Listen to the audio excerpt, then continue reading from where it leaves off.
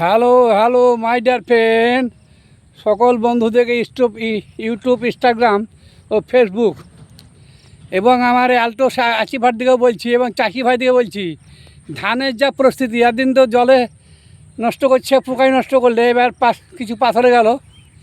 এবার ধানের দর পাওয়া যাচ্ছে না, মেশিন পাওয়া যাচ্ছে না। চাষিরা কী করে বেঁচে থাকবে? আপনারা সব একজোট হয়ে আর 1200 1250 ধানের দর। তাই বলছি, সব লাইক কমেন্ট শেয়ার করে ফলো করতে ভুলবেন না এবং এটাকে আপনারা ভাইরাল করুন, তাহলে আপনারা কিছু ফল পাবেন। আর ওপর মহলে যারা আছেন তাদেরকে বলছি, বারবার করে বলছি, চাষিরা যদি মরে যায়, চাষি ছাড়া কিছু উপায় নাই। চাষের ওপর সব কিছু নির্ভর। আলুর দাম পেলে না, পেঁয়াজের দাম পেলে না, তারপরে এবার ধানের দর। এই 1200 1250 ধান কেটে কী হবে? ধান কাটা মারা মজুদও উঠে না, কাটারেও উঠে না। তাই কী করে চাষিরা বেঁচে থাকবে?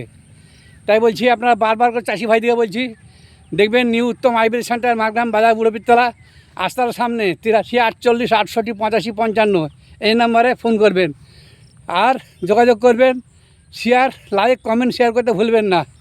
তাড়াতাড়ি জিনিসটা যদি ভাইরাল হয়, তাহলে আপনারা কিন্তু ফলাফল পাবেন এবং প্রত্যেকের উপকার হবে। জয় হিন্দ, জয় অলটোস। চাষি ভাইদিকে বললাম, যেটা ভালো বুঝবেন এবার করবেন। আর ইউটিউব, ইনস্টাগ্রাম, ফেসবুক সকলকে বলছি, ভাই, চাষের ওপর নির্ভর। চাষ যদি চলে যায়, তাহলে মানুষ খেতে পাবে না, না খেয়ে মরবে। জয় হিন্দ, জয় অলটোস।